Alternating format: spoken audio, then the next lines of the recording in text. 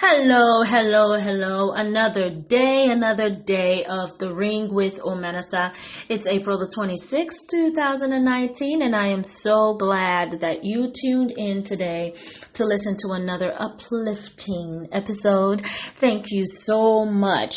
This is a show where I pretty much enlighten you on how to be emotionally healed, emotionally sound, make better decisions, and learn from your past decisions, and also learn from the present decisions that you are making. Be aware of your triggers, be aware of your patterns, and admit where you are scared and where you are insecure. I really am a firm believer that when you are in control of your emotions, when you are in control of your emotions will not be in control of you. So once again, thank you so much for tuning in. My topic today is a very peculiar one. And it's something that I am currently battling with, and a bunch of people are. And that is having to just be patient and wait for God to answer a specific thing.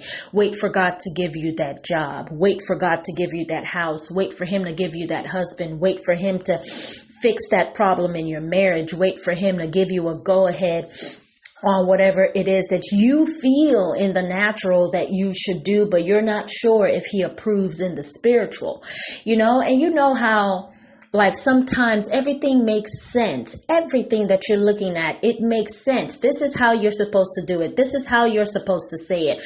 But you know what? If God does not approve, you will be exposed. If God does not approve, it's pretty much like just standing on the street naked. There will be no defense. If God does not give the permission, there will be no defending at all. And so I think a lot of us have this understanding, and that just scares a lot of us. I don't know about you, but it scares me. I have so many things that I want to do that my flesh is screaming out that I should do. And quite honestly, it makes sense to do. But I really don't feel like I have the go ahead from God yet. Now, you know how some people make excuses and they say, oh, I'm just waiting on God to tell me this, but they already know what God is already saying. That's not what I'm talking about. I am actually in some situations in my life now where I really do not know what God is saying. And I feel that if you don't know what God is saying, then you just stand. You just stand and you just stand. But if you know for a fact that this is what God is saying or this is what God is not saying, and you're scared to make a move anyway, and then you're using God as a yardstick, then that's really kind of wrong. But my topic is just waiting on God. So I'm going to put it this way. One more time. Depend on God one more time. Pray one more time. Fast one more time. Say I love you one more time. Visit one more time. Write one more time. Appeal one more time. Cry one more time. Say I'm sorry one more time. Say thank you one more time. Give a hug one more time. Answer the phone one more time. Give another chance one more time. One more time. Cried my eyes out this morning because, my God, one more time, God. One more time, God. Can't you see what's happening? Can't you hear what's happening? Why can't you just defend me? Like, why can't you just come to my rescue, God? Why? But deep down in my soul and deep down in my heart, I know that He just wants me to just pray one more time. I know that He wants me to stop being in control. I don't know about you, but when I was growing up, a lot of things were out of my control. A whole lot of things were out of my control. Even as an adult, a lot of things were out of my control in my marriage. A lot of things were out of control in my family. A lot of things were out of control in my finances. So there is something that happens to people who were raised with a whole bunch of or raised in an environment where everything was out of control, is that we try to be in control. we try to be in control. And then God help you if we're intellectuals like myself, like if you're always like overanalyzing, and if you really do have a good grip mentally, we could really excuse a lot of things and justify a lot of decisions that we have to make or that we feel that we have to make. But when God is in the equation, our intellect really just has to take a back seat and just allow God do what he needs to do. So do you know what I've told him to do? I have told him to show me a dream. I have told him to show people dreams on my behalf. Okay? Like, just tell people like what's going on so that I would know that I'm not crazy and I'm not hallucinating. So just go ahead and just let other people know. Shoot, let strangers know, and they find their way to my Facebook and let me know. Like God, like just do something that is just really, really obvious and that I know that it's you, God. Like I know it's you, so that I'm not confused or anything. But you know what though? I would not take a step. I would not make a move, and I would not do anything until God really does show up. Really. And he will. He will. He will. So I want to encourage you.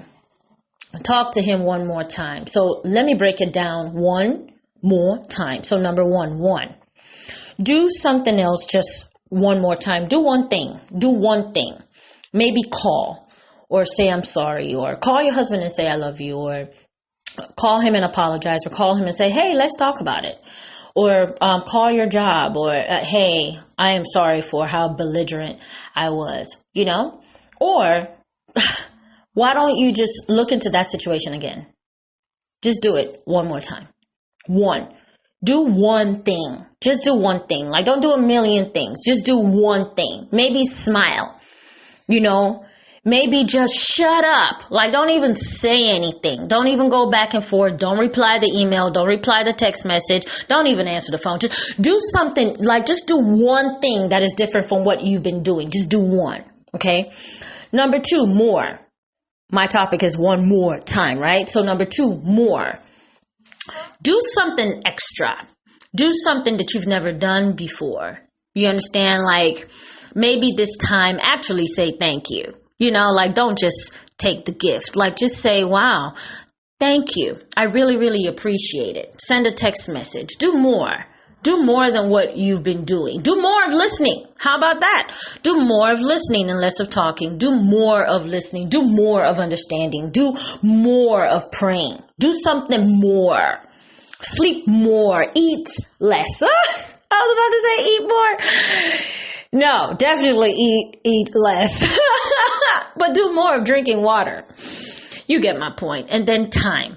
One more time. So number 3, time. Give time. Be patient. Give time to listening. Give time to loving. Give time to understanding. But give time to God. Give time to him. But most of all, give time to yourself. Be patient. Allow for time. Time would give itself time. That's something that I've learned. Time will give itself time. Time will give itself time. Just sit down and relax. Stand still and see the salvation of the Lord. And remember what the Bible says about, when the way of a man is righteous, then he makes his enemies to be at peace with him, which means that every situation that causes you pain will be at peace with you as you continue to strive to be righteous and to be on the right path. Okay? I actually wrote this song a few years ago when I really needed God to come through for me. And it's so funny how I'm in the same situation. And if I could wait then I could still wait now.